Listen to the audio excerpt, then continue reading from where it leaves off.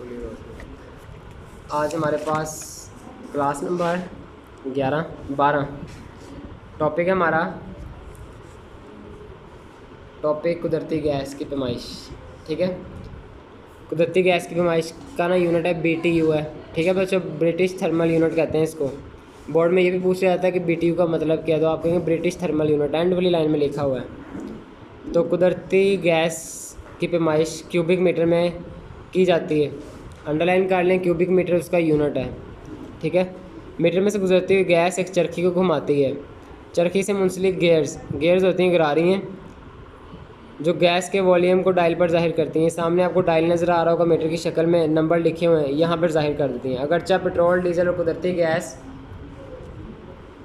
Volume के unit में मापे जाते हैं, लेकिन ये ईंधन एनर्जी के यूनिट में भी मापे जा सकते हैं, इसलिए इन्हें हम BTU से भी नाप सकते हैं, जिसको ब्रिटिश थर्मल यूनिट कहते हैं। याद रखना, एक ब्रिटिश थर्मल यूनिट बराबर है 1055 जॉल के। तो ये आपके 3 MCQ ही बन रहे हैं। गैस की पैमाइश किस में की जाती है, तो आप कहेंगे मीटर क्यूबिक में। उसके अलावा पूछ लिया जाएगा पेट्रोल, गैस और कुदरती गैस की पैमाइश किससे की जाती है, तो आप कहेंगे कि वॉल्यूम से, वॉल्यूम में की जाती है। और अगर पूछ लिया जाए कि BTU का मतलब क्या है, तो आप कहेंगे ब्रिटिश थर्मल यूनिट। उसके अलावा एक BTU किसके बराबर है, 1055 जॉल के। ठीक है, उसके अलावा एनर्जी और माहौल है। माहौल पे एनर्जी का क्या असर है, तो वो पढ़ना है हमने।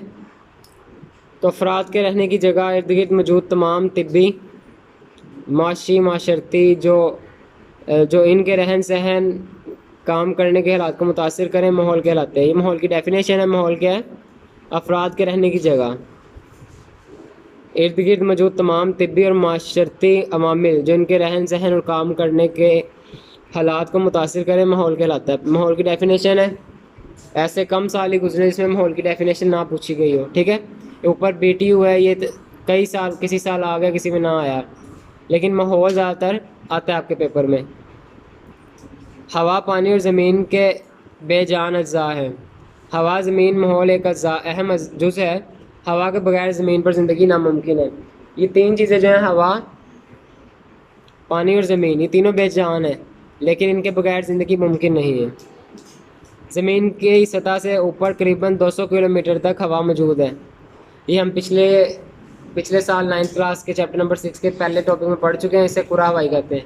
ठीक है, कुरा हवाई की डेफिनेशन है, दोबारा आ गई है, 9th में भी थी। हम क्या कहते हैं, हमारी ज़मीन के गिर्द गैसों के गिलाफ को कुरा हवाई कहते हैं। यहाँ कुछ लफ्ज़ चेंज है। क्या लफ्ज़ है कि 200 किलोमीटर तक हवा फैली हुई है, जिसको कुरा हवाई कहते हैं। कुरा हवाई वो हिस्सा है जिसमें तमाम जानदार रहते हैं।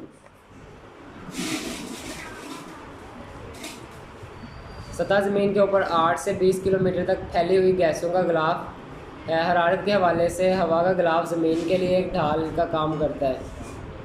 पिछले साल ओजोन पढ़ चुके हैं। ओजोन एक गिलाफ बनाता है जो कि ढाल के तौर पर काम करता है, जो हमारी हिफाजत करता है अल्ट्रावायलेट शॉ से। इसके बगैर दिन के वक्त ज़मीन की में तपिश से झुलस जाती है और रात के टेम्परेचर 0 से भी नीचे चला जाता है।